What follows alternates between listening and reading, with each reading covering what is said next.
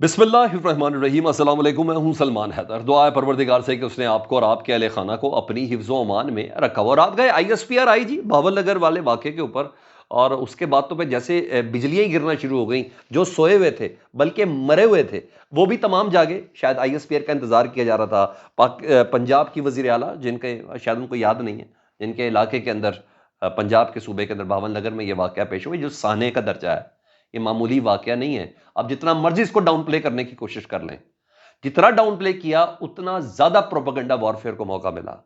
जी हाँ, उनको मौका मिला। जनाब आईएसपीआर के बाद फिर पंजाब हुकूमत के तर्जुमान भी बोलना शुरू हो गए। आईजी साहब जो छोटी छोटी चीजों पर कैमरे लेके पहुंचते हैं जी, मास्टरपीस कहलाते हैं पंजाब पुलिस के। जनाब उनको ख्याल है कि लो जी अब उधर नोटिंग हुई। वजीर आजम किधर है किसी को नहीं पता अभी तक। वजीर दाखिला किधर है किसी को नहीं पता अभी तक। एक मौजूदा वजीर आजम है, एक एक्टिंग वजीर आजम है। किसी को, मरियम साहबा अगले 3-4 दिन के लिए मरी के अंदर है अपने बच्चों के साथ।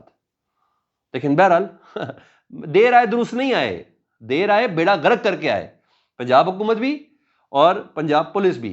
क्योंकि आईएसपीआर की तो स्ट्रेटेजी है ये, वो एकदम रद्देमल देते ही नहीं है। शायद वो देख रहे थे कि वजीर आजम पाकिस्तान बीच में आए, शायद वो देख रहे थे कि वजीर दाखिला मोहसिन नकवी बीच में आए, शायद वो देख रहे थे कि पाकिस्तान में जो सिविल हुकूमत है मरियम नवाज साहबा वो बीच में आए। मगर सबको तो सकता था।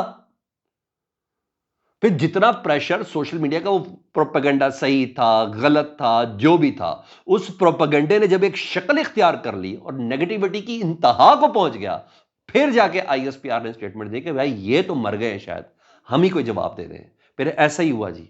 और इतना इन्होंने डाउन प्ले करने की कोशिश की, उसी ने ज्यादा नुकसान पहुंचाया। मौजूदा प्रोपेगेंडा वारफेयर में जितना आप डाउन प्ले करने की कोशिश करेंगे आर्टिफिशियल तरीके से, उतनी ही नेग्लिजेंसी काउंट होगी। इस तरीके से डाउन प्ले नहीं किया जाता। 3 दिन इंतजार करा के फिर हर एक को इजाजत है वो जो मर्जी बोले ना। आपने 3 दिन इंतजार किया, जितना देर से आया उतना ही प्रोपेगेंडे को टाइम मिला। मैंने कहा फिर सबको इंतजार ही आईएसपीआर का था। फिर यही हुआ जी। रात को उनका रद्देमल आया आईएसपीआर का जी, और आईएसपीआर ने माना ये वाकया हुआ है। उन्होंने कहा ये अफसोसनाक वाकया था। फौज और पुलिस के दरमियान मुश्तरका कोशिशों से इस अफसोसनाक वाकये को हल कर लिया गया। जिस वक्त नारे लगवा रहे थे ना, पंजाब पुलिस जिंदाबाद, पंजाब पुलिस कहती पाक फौज जिंदाबाद, उसी वक्त कह देना चाहिए था कि जीआईटी तश्कील दी, इंक्वायरी होगी, खत्म हो जाती बात, खत्म हो जाती बात। मौका ही जानबूझ के दिया कि कभी तस्वीर का इस रुख को भी देखें ना तो तमाम चीजों की समझ आ जाएगी। तो ये बोला ईएसपीआर ने कि मुश्तरका कोशिश से इसका हल कर लिया गया, वेरी गुड। मखसूस मकासद के हामिल बाज धड़ों ने रियासती इदारों और सरकारी महकमों के दरमियान तकसीम पैदा करने की कोशिश की। हद अदब के साथ मैं कह रहा हूं, देर से रिस्पॉन्स ने यह तासुर कायम किया कि इदारों में धड़ाबंदी कोई है। ये तो इदारों का मसला ही नहीं था, ये तो इनफरादी हैसियत की शख्सियात का मसला था, जिनको निशाने इबरत बना देना चाहिए, चाहे अमल पे चाहे रद्द अमल पर। माजरत का साथ इतनी देर नहीं लगानी चाहिए थी। आगे बढ़ता हूं जी। अच्छा जी, सोशल मीडिया पर रियासती इदारों सरकारी महकमों के खिलाफ प्रोपेगेंडा शुरू किया गया। वाकई की इंक्वायरी को यकीनी बनाया जाएगा। कवानीन की खिलाफ वर्जी, इख्तियारात के नाजायज इस्तेमाल के जिम्मेदार का तयन किया जाएगा। जिम्मेदारों के तयन के लिए मुश्तरका इंक्वायरी कमेटी कायम की जाएगी। आईएसपीआर 3 दिन पहले बोला, 3 दिन पहले मरियम नवाज साहबा ये क्यों नहीं बोल सकती थी? वजीर आजम पाकिस्तान, वजीर दाखिला ये बात क्यों नहीं बोल सकते थे? आईजी पंजाब किधर थे? 7 तारीख से इस वाकये की कंटिन्यूटी शुरू हुई है, इसकी पीक ईद के दिन थी। आप मुझे बताएं किधर थे ये लोग सारे? अब आईएसपीआर ने कहा तो तब इनको ख्याल आया। अब यही जेआईटी तो मरियम नवाज साहबा बना देती नहीं, मगर उस दौरान कुछ और कह रही थी। अच्छा, बहरहाल ये तय हो गया जी कि पंजाब हुकूमत के तर्जुमान भी फिर बीच में आ गए। जैसे ही आईएसपीआर की प्रेस, उसके आधे पौने घंटे बाद ना, बल्कि 1.5 घंटे बाद पंजाब हुकूमत के तर्जुमान आ गए जी, भाई अब जेआईटी बन गई जी। सिक्योरिटी, पंजाब हुकूमत की सिक्योरिटी के हवाले से वजारत दाखिला पंजाब ने कहा है, वजारत दाखिला का पंजाब का नुमाइंदा होगा, ज़िला इंतज़ामिया का नुमाइंदा होगा, आईएसआई, आईबी और स्पेशल ब्रांच के नुमाइंदे होंगे। और ये तमाम चीज़ें हैं जी, वो इंक्वायरी करेंगी, तहकीकात होंगी। भाई तहकीकात होती ना होती आप पहले दिन कह देते। अब आप जो मर्जी प्रोपेगेंडे की तरफ चलते। हाँ, तनकीद के बाद ही आईएसपी का इंतजार था कि मरियम नवाज साहबा की ये खामोशी टूटी। उन्होंने कहा चले जी जरा तर्जुमान आप भी जरा बोल दें, ठीक है। और एक दिन में कहते पंजाब हुकूमत और रियासती इदारों के बीच में हम लोग जीआईटी बना रहे हैं और ये तश्कील दे रहे हैं ताकि ये तनकीद खत्म हो जाती है। आगे सुने जी। आईजी पंजाब डॉक्टर उस्मान अनवर साहब, मैं उनको ज़ाती तौर पर पसंद करता हूँ, ठीक है। वो हर जगह पहुंच जाते हैं मोबाइल कैमरों के साथ, पूरा पूरा वीलॉग कर देते हैं, पुलिस के हवाले से, पुलिस की फलाह के लिए, पुलिस की बहबूद के हवाले से उन्होंने तरक्कियां भी दी और जो ड्यू रिस्पेक्ट थी वो भी दी। सब क्या आप 3 दिन कहाँ खामोश हैं? किसका इंतजार? आईएसपीआर का। उसके बाद आपने क्या कहा? आपने बताया कि हाँ पुलिस गलत है, ओके समझ गए। आप मुझे बताए पूरा पूरा वीलॉग करते हैं, हम किधर है?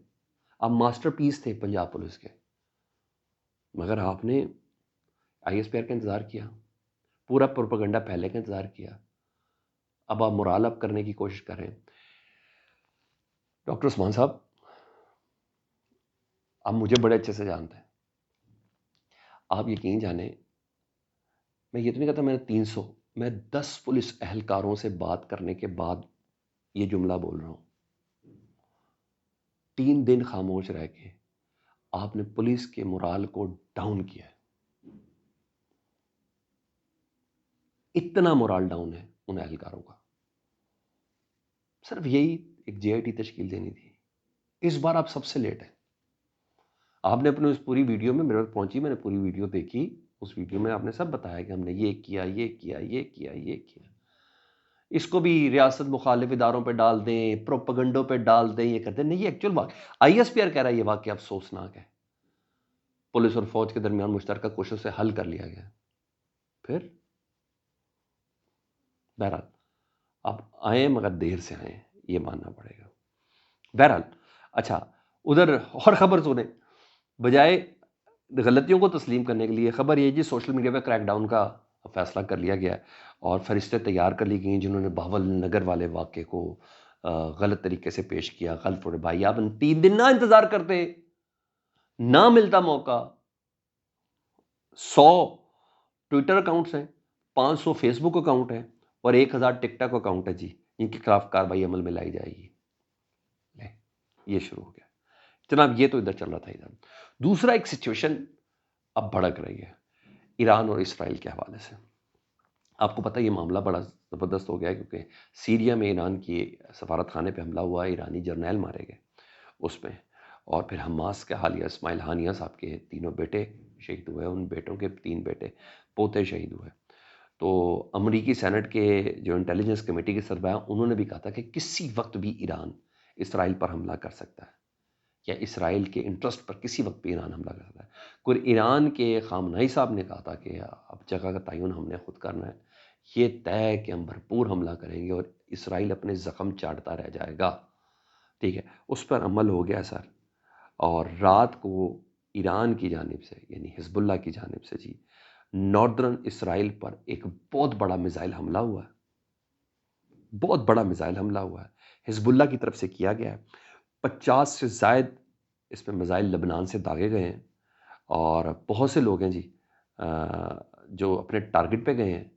और आयरन डोम इतनी तेज़ी से हमला था कि जो उनका जो सिक्योरिटी सिस्टम है ना, आयरन डोम जो इंटरसेप्ट करता है मिसाइल्स को जी, वो भी उन्हें नहीं पकड़ सका और हमले में इतनी ज़्यादा तेज़ी थी। ये आम सूरत हाल है। उस सूरत हाल पर अमरीकी वज़ीर ख़ारजा, ईरानी वज़ीर ख़ारजा को अमरीका ने दरख्वास्त करके बुलाया है इस सिचुएशन को करने के लिए।